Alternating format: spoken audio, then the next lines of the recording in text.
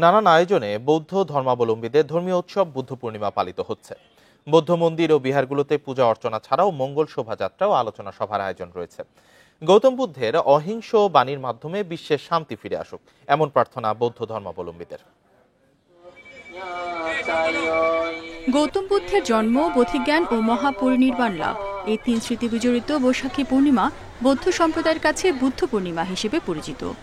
বুদ্ধ পূজা ও শিলগ্রহণ, পিণ্ডদান সহ দিনব্যাপী নানা আনুষ্ঠানিকতার মধ্য দিয়ে বৌদ্ধ ধর্মাবলম্বীরা দিনটি উদযাপন করেন।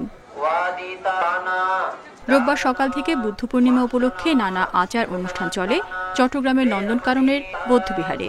দেশ ও দশের শান্তি কামনা করে প্রার্থনা করেন ভক্ত ও অনুসারীরা।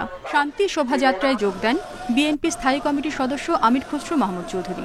তিনি বলেন, দেশের রাজনীতিতে শান্তিপূর্ণ সহাবস্থান এবং ভিন্ন মতের প্রতি শ্রদ্ধা ও সহনশীলতা জরুরি। ভিন্নতা থেকে আমরা একসাথে চলতে পারবো, কোনো অসুবিধা তো নাই। সহনশীল হতে হবে। বাংলাদেশে আর অশান্তির কোনো সুযোগ নাই। সুতরাং আগামী দিনের যে বাংলাদেশের মানুষ একটা স্থিতিশীল বাংলাদেশ চায়। রাঙ্গামাটি ও বান্দরবনের বৌদ্ধবিহারগুলোতে দেখা গেছে উৎসব মুখর পরিবেশ। খাগড়াছড়ির বৌদ্ধবিহারে হয় মঙ্গলসূত্র পাঠ, বুদ্ধ পতাকা উত্তোলন, বোধি বৃক্ষমূলে মৈত্রী পানি বর্ষণ সহ নানা আয়োজন। পরিনির্বাণ লাভ করেছে, যার জন্য আমরা আজকে বুদ্ধের